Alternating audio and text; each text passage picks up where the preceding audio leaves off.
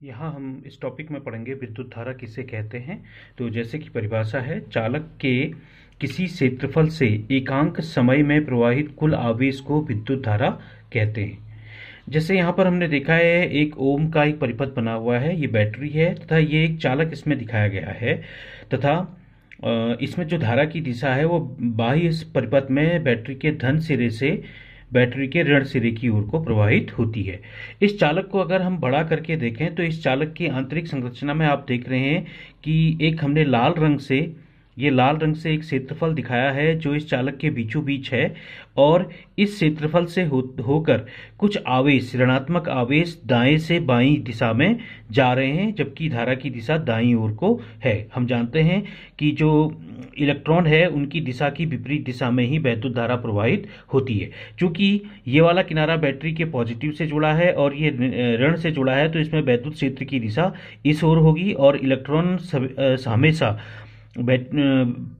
इस वैद्युत क्षेत्र की विपरीत दिशा में ही जाएंगे। यहाँ हम ये मान के चलते हैं कि डेल्टा टी समय में इससे कुछ संख्या में इलेक्ट्रॉन इसके बाएं इस क्षेत्रफल के बाएं से दाएं की ओर को जाते हैं। तो हम ये मान के चलते हैं कि डेल्टा टी समय में जो प्रवाहित आवेश है वो डेल्टा क्यू है। तो आई जो धारा है वो कहलाती है एकांक समय में प्रवाहित आवेश, और एकिक नियम से डेल्टा टी समय में डेल्टा क्यू है, तो एक सेकंड में या एकांक समय में जो आवेश होगा वो हो जाएगा delta Q by delta T. इस प्रकार परिभाषा से आई यानी वैद्युत धारा बराबर हो जाएगा delta Q upon delta T. अब अगर हम विद्युत धारा का यहाँ पर मात्रक देखना चाहें तो विद्युत धारा का मात्रक हो जाएगा डेल्टा क्यू का मात्रक अर्थात कूलॉम और समय का मात्रक यानी डेल्टा टी का मात्रक सेकंड। तो विद्युत धारा का जो मात्रक है वो कूलॉम प्रति सेकंड है, या इसको हम एम्पियर भी कहते हैं।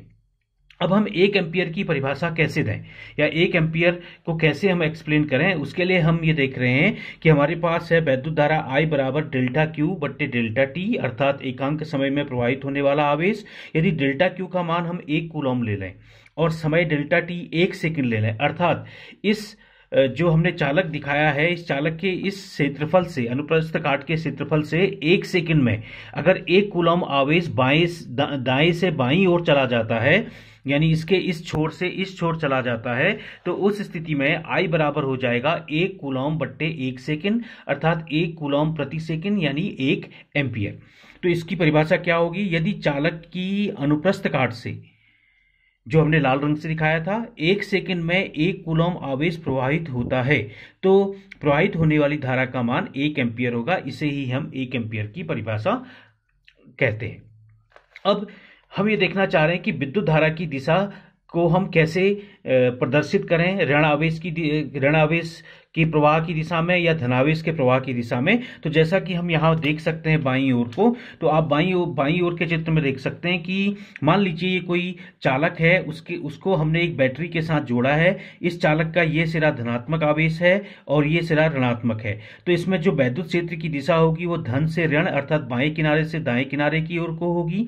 साथ ही हम जानते हैं कि जो धन आवेश होता है, धन आवेश सदैव वैद्युत क्षेत्र की दिशा में चलता है। तो हम ये देख रहे हैं कि जो हमारे पास ये क्षेत्रफल हमने कंसीडर किया है, इस क्षेत्रफल से जो धन आवेश है वो बाएं किनारे से दाएं किनारे की ओर को प्रवाहित हो रहा है इस प्रकार से, और यह इसके दाएं सिरे से धन आवेश बैटरी के ऋणात्मक सिरे पे जाएगा। ठीक उसी समय बैटरी के धनात्मक सिरे से एक धनात्मक आवेश पुनः एक चालक की ओर को जाएगा। तो इसमें आप धन आवेश की दिशा देख सकते हैं। धन आवेश की दिशा भी वैद्युत क्षेत्र की दिशा के समानांतर है, अर्थात बाएं से दाएं की ओर को है, और वैद्युत धारा भी सदैव हमेशा धन आवेश की गति की दिशा में होती है, तो वैद्युत धारा की दिशा भी यही है।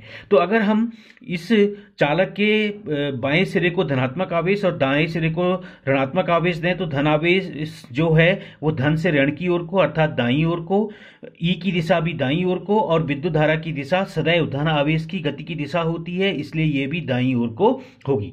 इसी के विपरीत यदि हम यहां देखें, ये एक ऋणात्मक आवेश की गति है। इस ऋणात्मक आवेश की गति में हम पुनः इस चालक के अंदर एक क्षेत्रफल ले रहे हैं, और इस चालक का ये सिरा अभी भी धनात्मक है और यह सिरा ऋणात्मक है, क्योंकि बैटरी का धनात्मक सिरा ए से जुड़ा है और बैटरी का ऋणात्मक सिरा बी से जुड़ा है।